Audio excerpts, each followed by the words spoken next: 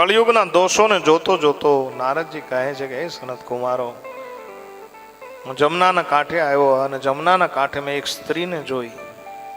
યુવાન સ્ત્રી હતી. બે વૃદ્ધ પુરુષો બાજુમાં સૂતા હતા.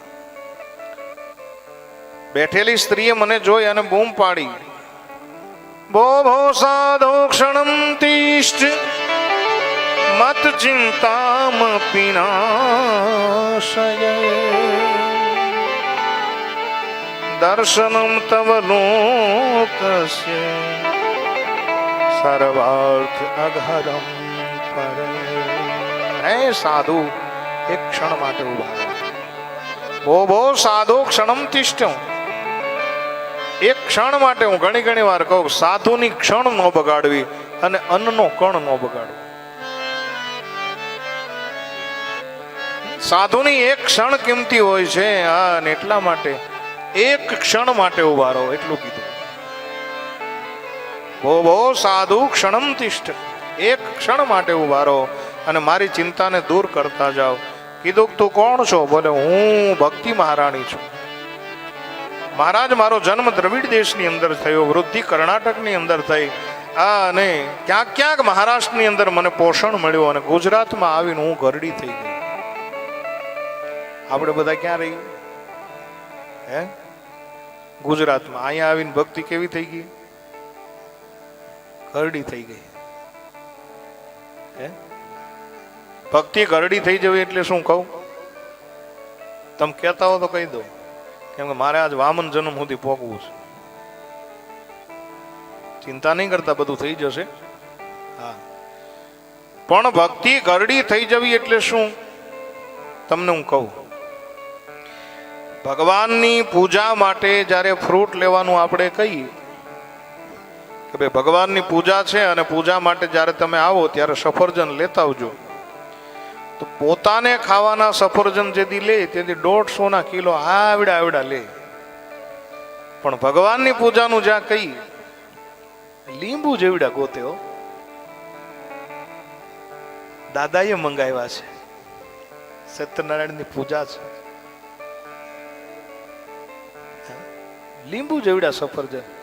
આ જો અંદરની ભાવના હોય તો સમજી લેવાનું કે આપણી ભક્તિ ઘરડી છે હજી.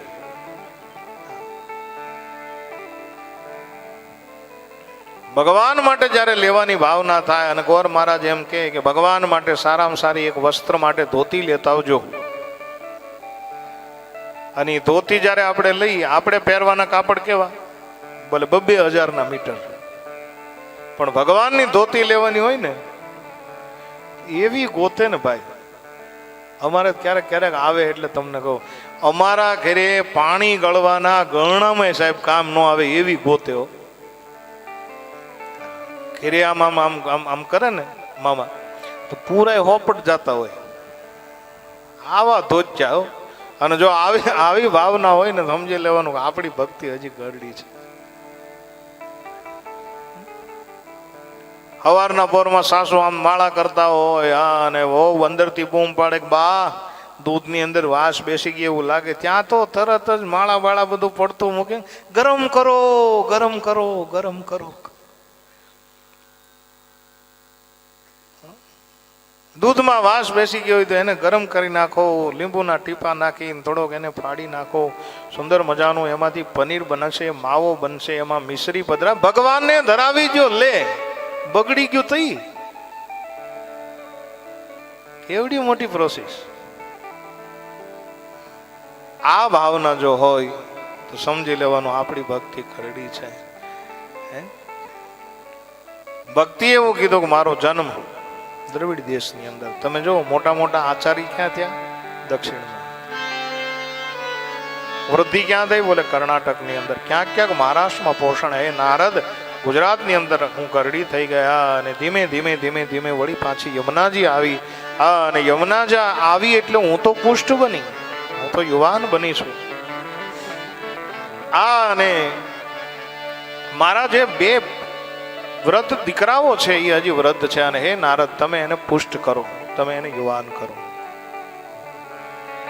નારદે કીધું બહુ સામાન્ય વાત છે. આમ કરી અને જય ઘોષ કર્યા, વેદ ઘોષ કર્યા, જ્ઞાન અને વૈરાગ્યના કાનમાં. પણ ઘટના એ ઘટી, જાગ્યા ખરા, આળસ મરડીને પાછા હુઈ ગયા.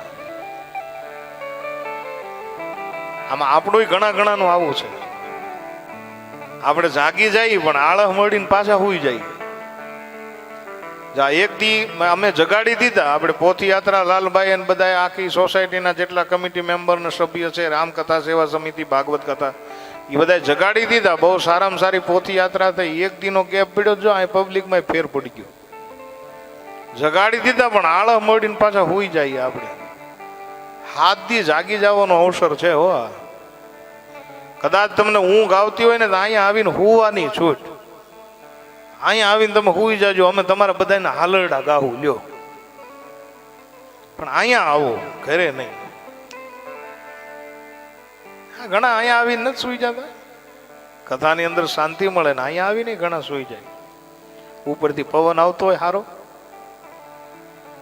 અહીંથી હારા મારી આમ રસ પ્રવાહ જતો હોય કથાનો, ઘણા ઊંઘી જાય. એ તો માથું બીજાને ખોળામાં પડે પછી ખબર પડે કે આ લે આ તો હુતા હતા. પણ અહીંયા આવી અને તમને સુવાની છૂટ,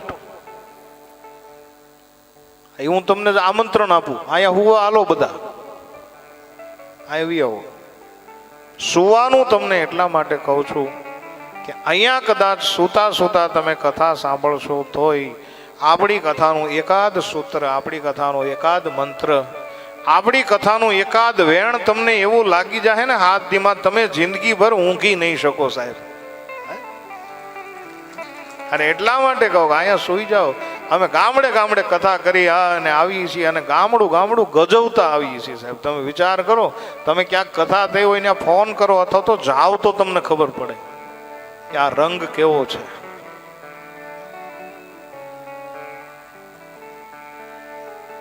કથાનો એક પડઘો પડતો હોય છે, સત્સંગનો એક પડઘો પડતો, કેમ કે ભક્તિ છે. જ્ઞાન વૈરાગ જાગ્યા ખરા પણ પાછા સુઈ ગયા. અને સુતા વળી પાછી નારદજીએ મહેનત કરી. અને નારદજી ઘણી બધી મહેનત કરવા છતાંય જ્યારે જાગતા નથી ત્યારે આકાશવાણી થાય. અને આકાશવાણી એવું કહ્યું કે નારદ, તમે સત્કર્મ કરો, તમે સત્કર્મ કરો, તમે સત્કર્મ કરો. નારદજી સનત કુમારોને એવું કહે છે કે આ સત્કર્મ એટલે શું, એ જાણવા સુધી હું અહીં બદ્રિકાશ્રમ સુધી પહોંચ્યો છું. સનત કુમારોએ હસતા હસતા જવાબ આપ્યો, સત્કર્મ એટલે બીજું કાંઈ નહીં. તમે જ્ઞાન અને વૈરાગ્યને જો શ્રીમદ ભાગવત કથા સંભળાવો તો જ્ઞાન અને વૈરાગ્ય પ્રબુદ્ધ બનશે. જેવું આવું કીધું એટલે તરત નારદે કીધું તો પછી હું આયોજક બની જાઉં, તમે કથાકાર બનો. આ પાડી છે. વળી પાછો પ્રશ્ન આવ્યો કે ભૂમિ કઈ? બોલે બદ્રિકાશ્રમમાં નહીં. બોલે તો? બોલે નીચે જઈ હરિદ્વાર ક્ષેત્રમાં આનંદ નામનો તટ છે, અને આનંદ નામના તટ ઉપર આપણે આ કથા કરી.